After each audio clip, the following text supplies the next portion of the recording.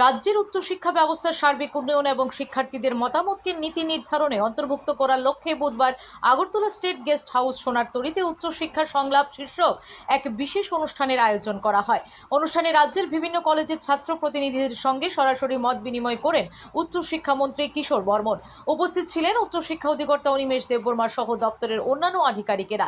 এই অনুষ্ঠানে বক্তব্য রাখতে গিয়ে উচ্চশিক্ষামন্ত্রী বলেন, এই উদ্যোগ ত্রিপুরার উচ্চশিক্ষার ইতিহাসে এক নতুন অধ্যায়ের সূচনা।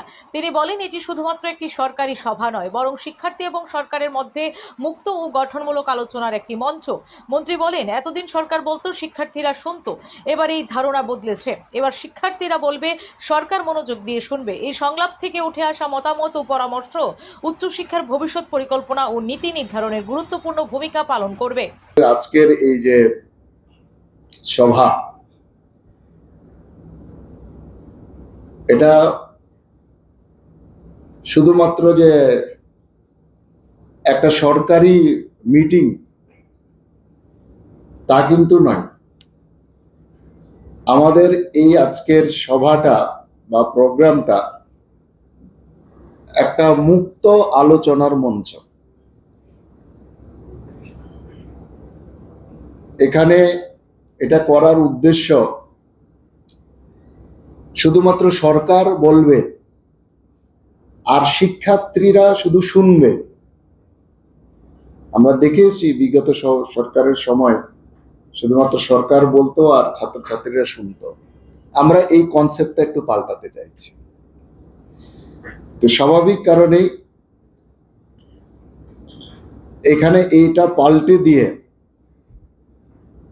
আমাদের শিক্ষার্থীরা বলবে,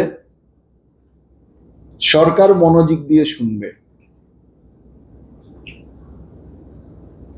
এবং সেই রকম ভাবে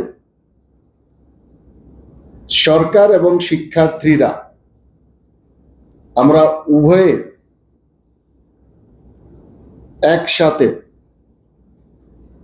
আমাদের যে মতামত এখানে আসবে, এই মতামতকে ভবিষ্যতে আমাদের উচ্চশিক্ষার ক্ষেত্রে যে নীতি নির্ধারণ,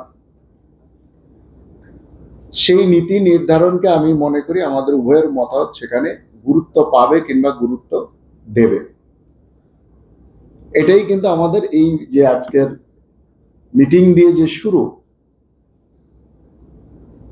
এটাই আমাদের এই কর্মসূচির মূল উদ্দেশ্য।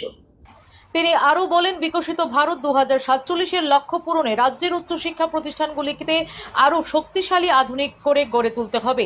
তার মতে, উচ্চশিক্ষা প্রতিষ্ঠান শুধুমাত্র ডিগ্রি প্রদানের কেন্দ্র নয়, বরং রাষ্ট্র গঠনের অন্যতম ভিত্তি হওয়া উচিত। মন্ত্রী জানান, উচ্চশিক্ষায় শিক্ষার্থীদের অংশগ্রহণ বৃদ্ধি, ইতিবাচক শিক্ষার পরিবেশ তৈরি, কর্মমুখী শিক্ষার সম্প্রসারণ এবং শিক্ষার গুণগত মান উন্নয়ন সরকারের অন্যতম অগ্রাধিকার।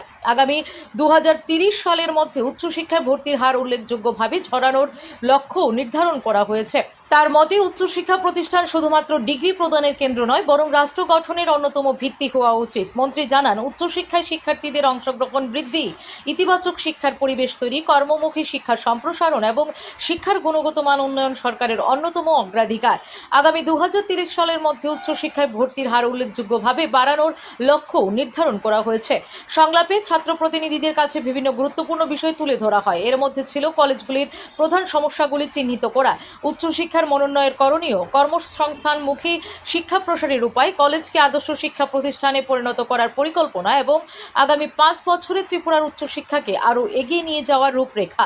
এছাড়াও কলেজ ক্যাম্পাসে জাতীয়তাবোধ, সামাজিক দায়বদ্ধতা এবং ইতিবাচক চরিত্র গঠনে শিক্ষার্থীদের সক্রিয় অংশগ্রহণের উপরও গুরুত্ব আরোপ করেন মন্ত্রী। অনুষ্ঠান শেষে উচ্চশিক্ষামন্ত্রী জানান, ভবিষ্যতে শুধুমাত্র শিক্ষার্থীদের নয়, শিক্ষক, অভিভাবক এবং সংশ্লিষ্ট সকল অংশীজনকে নিয়ে এ ধরনের সংলাপের আয়োজন করা হবে। রাজ্যকে একটি এডুকেশন হাব হিসেবে গড়ে তুলতে সকলের সম্মিলিত সহযোগিতার আহ্বান জানান তিনি। Bureau report, S Bharat live 24 hours.